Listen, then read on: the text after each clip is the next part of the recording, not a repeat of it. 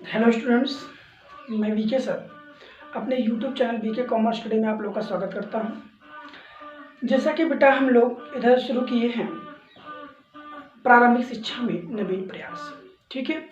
तो इसके पहले क्लास में हम लोग प्रारंभिक शिक्षा में जो संविधान द्वारा किए गए कुछ प्रयास हैं, कुछ प्रावधान हैं, विभिन्न धाराओं और अनुच्छेद के विषय में मैंने चर्चा किया, ठीक है। उम्मीद करते हैं क्लास विधिवत समझ में आ गई होगी।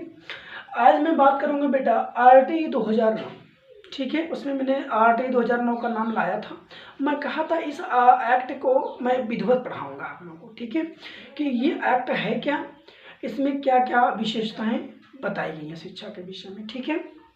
इतना आपको जानना बेहद जरूरी है। तो आरटीई का मतलब होता है, कभी कभी ऐसे पूछ लेगा आरटीई का फुल फॉर्म बताइए। आरटीई का फुल फॉर्म, तो आरटीई का full form right to education होता है। क्या होता है बेटा? Right to education. इसको हिंदी में बोलते हैं शिक्षा का अधिकार। क्या बोला था? शिक्षा का अधिकार।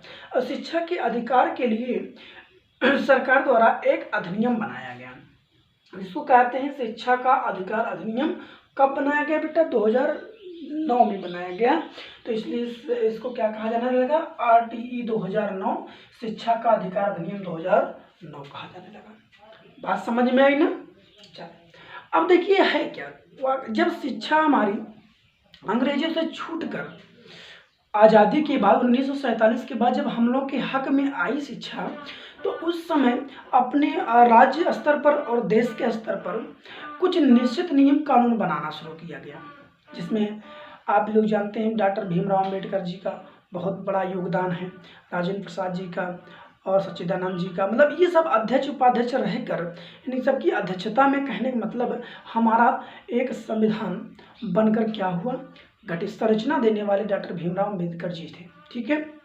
संविधान की संरचना दिए थे उन्होंने। तो इस तरह से संविधान बनकर तैयार हुआ। तो संविधान जो लागू हुआ था वो आप जानते हैं 1950 में, 26 जनवरी 1950 में, ठीक है, जिसको हम गणतंत्र दिवस भी कहा जाता है, उस दिन मनाया जाता है।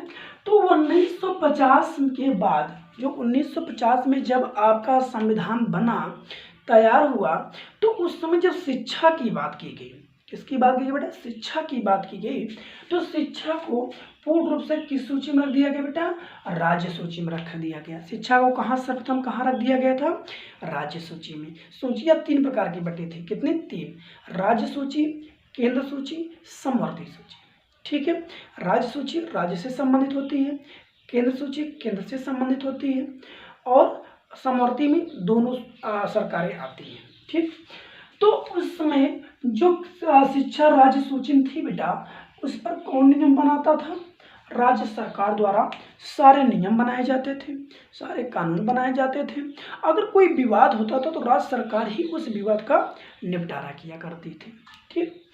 लेकिन 1976 के पहले इस प्रकार का मामला था, और ऐसा कहा गया संविधान में कि राज्य जो है संविधान के बनने से 10 वर्ष के अंतर्गत क्षेत्र से, राज्य से संबंधित अपने सभी 6 से 14 वर्ष के बालकों को निःशुल्क एवं अनिवार्य शिक्षा ग्रहण कराई। ये इसकी चेष्टा की गई थी, ठीक है। तो ये कब? 1976 के पहले की गई। लेकिन कहीं ना कहीं इस प्रावधान में कुछ कमियां रहेगी। राज्य सरकार जो है नियम कानून अच्छे तरीके से चला नहीं पाए, कुछ ना कुछ कमियां जरूर रही हैं, ठीक है।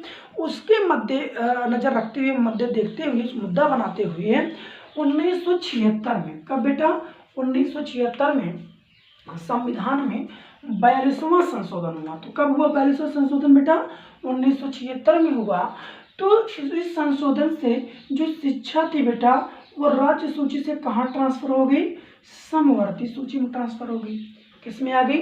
समवर्ती में। तो शिक्षा को राज्य सूची में से समवर्ती सूची में कब लाया गया? 1976 में। किस संशोधन में? 42वें संशोधन के अंतर्गत, ठीक है। तो जब समवर्ती सूची में लाया गया, तो समवर्ती सूची में राज्य और केंद्र दोनों हुआ करते हैं, जिसमें जितने नियम कानून हैं सब केंद्र सरकार द्वारा बनाया जाए। कोई विवाद हो तो केंद्र सरकार निपटारा करे, ठीक है। लेकिन अगर इस पर कोई समस्या है तो राज्य सरकार इसको सलाह दे सकती है, बता सकती है, और अपने द्वारा बनाए गए नियमों को उनके सामने प्रस्तुत कर सकते हैं। लेकिन जो कुछ पास केंद्र सरकार द्वारा किया जाएगा वही राज्य सरकार को पालन करना होता है। ठीक है, तो इस तरह से समवर्ती सूची में शिक्षा कब पहुंच गई बेटा? 76वें संशोधन में। ठीक है, तो उस समय संशोधन के बाद 76वें 42वें संशोधन के बाद जो शिक्षा थी बेटा वो कहाँ थी? 45 का में थी। कहाँ थी? 45 का, अंग्रेजी में 45A कहा जाता है। ठीक है, तो इस अनुच्छेद के अंतर्गत बताया गया है कि 6 से 14 वर्ष तक बच्चों को निःशुल्क एवं अनिवार्य शिक्षा का प्रावधान होना चाहिए। ठीक है, और 51 में बताया गया है कि प्रत्येक अभिभावकों को यह अधिकार है कि वो अपने बच्चों को, जो 6 से 14 वर्ष तक के बच्चे हैं, उनको अनिवार्य रूप से निःशुल्क रूप से शिक्षा ग्रहण कराई। 51 में बताया गया। ठीक है, इसको मैं पिछली क्लास में आपको बता चुका हूँ। ठीक बेटा, उसके बाद देखिए शिक्षा हमारी किसमें आ गई भाई? निःशुल्क एवं अनिवार्य शिक्षा देने के प्रावधान की बात आई तो उस समय बताया गया है, मतलब जो हमारा संविधान है, संविधान में कुछ अनुच्छेद बताए गए थे। जैसे 1 से 4 तक के जो अनुच्छेद बताया गया बेटा, इसमें जो बताया गया है 1 से 4 तक के अनुच्छेद में राज्य, संघ एवं उनके राज्य से संबंधित है। ठीक है, और 5 से 11 के बीच जो अनुच्छेद बताए गए हैं जिसमें नागरिकता बताई गई है। ठीक है, और 12 से 35 जो अनुच्छेद बताया गया मौलिक अधिकार बताया गया, और 36 से 51 जो बताया बेटा नीति निर्देशक तत्व बताए गए। तो हमारी शिक्षा किसमें थी? 36 से 51 अनुच्छेद के बीच थी नीति निर्देशक तत्व, जिसमें बताया गया, जिसमें क्या था? 45 का भी शामिल है। ठीक है, उसके बाद क्या हुआ? उसके बाद हुआ दिसंबर 2002 आया। कब बेटा? दिसंबर 2002 में संविधान में फिर संशोधन हुआ शिक्षा को लेकर। कौन सा संशोधन हुआ? 86वां संशोधन, 86। ठीक है, संशोधन हुआ। तो जब 86वां संशोधन हुआ तो शिक्षा को 45 का से उठाकर 21 का में रख दिया गया। और ध्यान दीजिएगा, जैसे अनुच्छेद 21 में रखा गया तो 21 जो है बेटा वो किसके अंतर्गत आता है? 21 12 से 35 अनुच्छेद में आता है। ठीक है, और 12 से 35 अनुच्छेद जो बताया गया है ये मौलिक अधिकार बताया गया। क्या बताया गया बेटा? मौलिक अधिकार इसमें बताए गए हैं लोगों के। ठीक है, तो मौलिक अधिकार बताया गया, तो इससे क्या मिला? 21 का में 6 से 14 वर्ष तक के बच्चों के निःशुल्क एवं अनिवार्य शिक्षा का मौलिक अधिकार प्राप्त हुआ।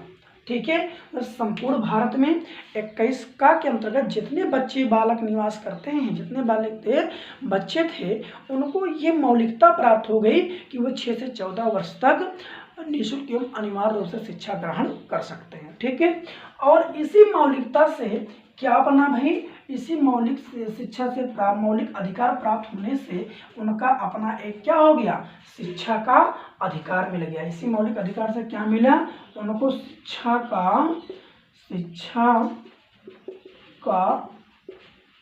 अधिकार प्राप्त हो गया। और इस शिक्षा के अधिकार के प्राप्त होने से सरकार ने संविधान में एक शिक्षा का अधिकार अधिनियम पारित किया गया।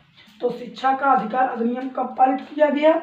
जुलाई 2009 को पारित किया गया। ठीक है, लेकिन यह शिक्षा का अधिकार अधिनियम अप्रैल 2010 को संपूर्ण भारत में लागू किया गया। ठीक है, लेकिन उस समय आप जानते हैं जो हमारा एक जो है J&K है, जम्मू कश्मीर है, वो अभी भी कुछ प्रावधानों से उस समय वहाँ पर कुछ अपनी अलग नीति पॉलिसी बनाई जाती थी। ठीक है, तो शिक्षा का अधिकार अधिनियम 2010 में क्या किया गया?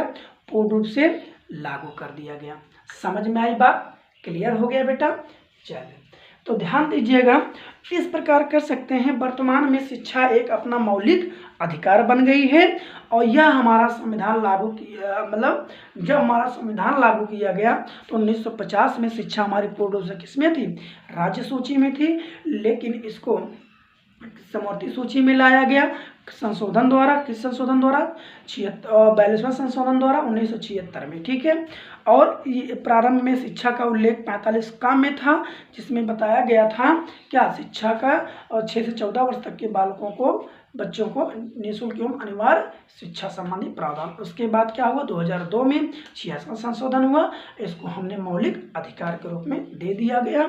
ठीक है, इस प्रकार जो हमारा, ध्यान दीजिएगा, इस प्रकार 21 का जो है वो जीवन जीने का अधिकार, ध्यान दीजिएगा, कौन सा अनुच्छेद, कौन सा अनुच्छेद जीवन जीने का अधिकार देता है, वो है बेटा क्या, 21 का है, एक क्वेश्चन पूछा गया है। ठीक है, शिक्षा का अधिकार लागू करने वाला भारत विश्व का 135वां देश बना। ठीक है, तो जो 21 अनुच्छेद 21 है बेटा, ये जीवन जीने का अधिकार बताया गया, और यह शिक्षा का अधिकार लागू करने वाला भारत जो है पूरे विश्व का 135वां देश बना। ठीक है, तो इस प्रकार 6 से 14 वर्ष तक के बच्चों को भारत में अनिवार्य और निःशुल्क शिक्षा का पूर्ण रूप से प्रावधान बन गया।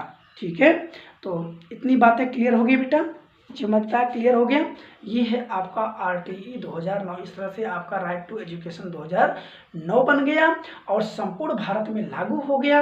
अब इसमें क्या क्या विशेषता रखी गई, क्या क्या सिफारिशें की गई, मैं शिक्षा का अधिकार अधिनियम की विशेषताओं के माध्यम से समझाने जा रहा हूँ। ठीक है, तो लिखेंगे, अभी डाल लेंगे शिक्षा का अधिकार अधिनियम की विशेषताएं। ठीक, पहली विशेषता क्या है बेटा, प्राइमरी शिक्षा।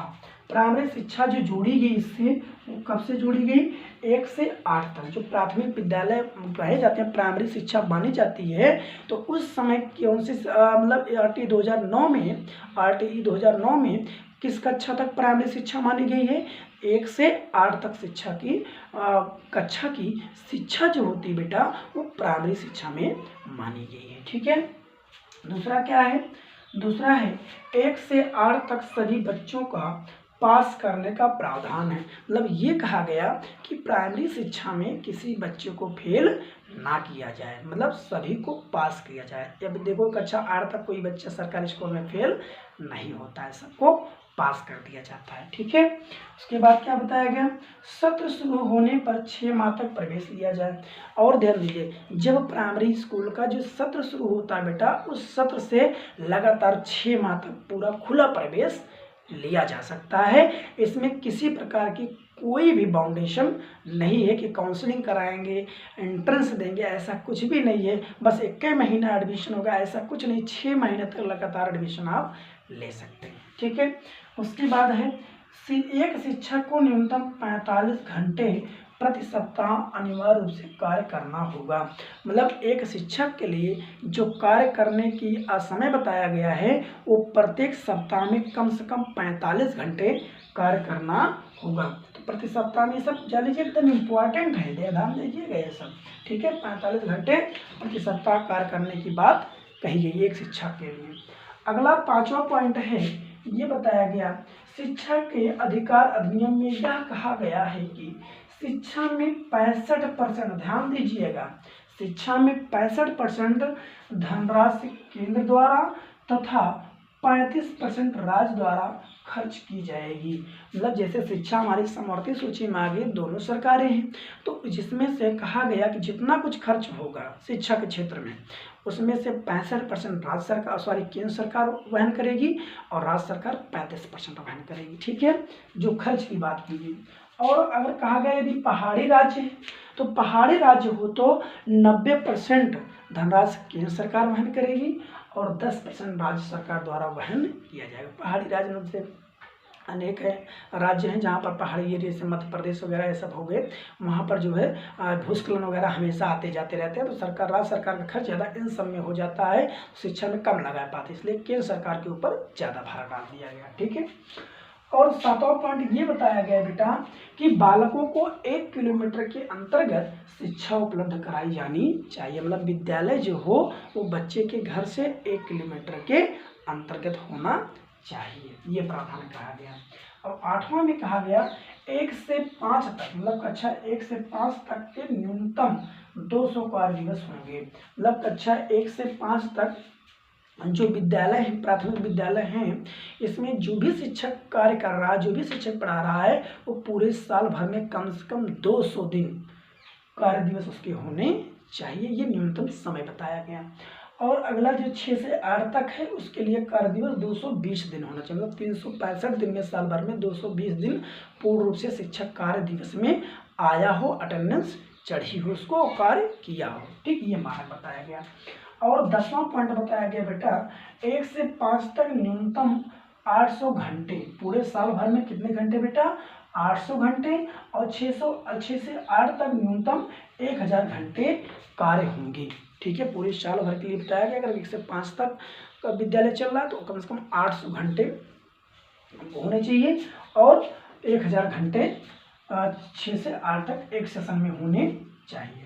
अगला है शिक्षक तथा छात्र का अनुपात 1:30 होगा। ध्यान दीजिएगा, ये पॉइंट, ये क्वेश्चन अक्सर पूछा जाता है। ठीक है, शिक्षक तथा छात्र का अनुपात क्या होना चाहिए। अगर एक शिक्षक है तो उस पर 30 छात्र पढ़ाई कर सकते हैं, लेकिन इतनी अगर व्यवस्था की जाए तो हमारे यहाँ भी बहुत सारे टीचरों की ज़रूरत है। ठीक है, और ध्यान दीजिएगा, तो अगर आप बात करेंगे 130, तो 130 की अगर बात की जाए तो जरा यहाँ समझिएगा, 30 से भाई 1:1:30, अगर 61 से 90 की बात किया जाए तो कितने शिक्षक होंगे भाई, 30 यही 90, 3 शिक्षक होंगे। और 90 से जब 120 की बात किया जाए तो 4 शिक्षक होंगे। लेकिन 120 से जब 150 की बात किया जाए बेटा तो एक हो जाएगा 4 शिक्षक और एक हो जाएगा प्रिंसिपल, है ना, हेड मास्टर हो जाएगा। ठीक है, मतलब जब छात्रों की संख्या बढ़ जाएगी कहाँ तक, 121 से लगभग 200 तक हो जाएगी ना, 150 तक हो जाएगी तो 5 शिक्षक हो जाएंगे, 5 शिक्षक होंगे। लेकिन जब 150 151 से 200 तक हो जाएगी तो 5 शिक्षक तो होंगे, इसके साथ और एक हेड मास्टर भी होगा, इसको जानते रहिए। ठीक है, शिक्षक की संख्या जैसे 150 प्लस होगी तुरंत 150 से अधिक छात्र होंगे तो 5 अध्यापक होंगे और एक प्रधानाचार्य भी होगा, हेड मास्टर होगा। ठीक है, इसको जानते रहिएगा, ये प्रावधान बताया गया है। ठीक है, चलिए, तो अब ध्यान दीजिए, आरटी 2009 में 38 धाराएं बताई गई बेटा, 7 अध्याय बताए गए हैं और एक अनुसूची बताई गई है। इसको जानते रहिए, क्वेश्चन पूछा जा चुका है कितनी धाराएं हैं। ठीक है, आरटी में यह भी कहा गया कि शिक्षा में मातृभाषा पर अधिक बल दिया जाएगा। जो अपनी मातृभाषा है, जहाँ पर शिक्षा दी जा रही है वहाँ की जो व्यवहारिक मातृभाषा है उस पर अधिक बल दिया जाएगा और बाल केंद्रीय शिक्षा की व्यवस्था की जाएगी। ठीक है, आरटी में बताया गया कि आरटी में जटिल भाषाओं का न यूज कर मातृभाषा का यूज करिए और वहाँ के बालक के अनुकूल शिक्षा ग्रहण कराइए, बाल केंद्र शिक्षा होनी चाहिए। ठीक है, और इस अधिनियम में बताया गया निजी ट्यूशन निषेध है। यह भी बताया गया कि आरटी 2009 में कि कोई भी शिक्षक कभी भी प्राइमरी शिक्षा बच्चों को निजी ट्यूशन नहीं दे सकता है। ठीक है, और दंड पर भी मतलब कहा गया कि किसी भी बच्चे को ना कोई मानसिक ना कोई शारीरिक कोई प्रकार का दंड ना दिया जाना चाहिए। ठीक है, तो इसको भी दंड पर रोक का प्रावधान। तो उम्मीद करते हैं बेटा आरटी 2009 संपूर्ण कैसे मैंने बता दिया समझ में आ गया होगा। ठीक है, तो पढ़ लीजिएगा, 2 बार आप वीडियो देखिएगा, 2 बार में गारंटी के साथ कह रहा हूँ पूरा आरटी 2009 तैयार है। ठीक है, तो अगर समझ में आया है लाइक करिएगा, सब्सक्राइब करिएगा और कमेंट करिएगा, शेयर उन्हीं के बच्चों के पास करिए जो हमसे स्पेशल क्लास के माध्यम से जुड़ना चाहे। ठीक है बेटा, चलें, धन्यवाद।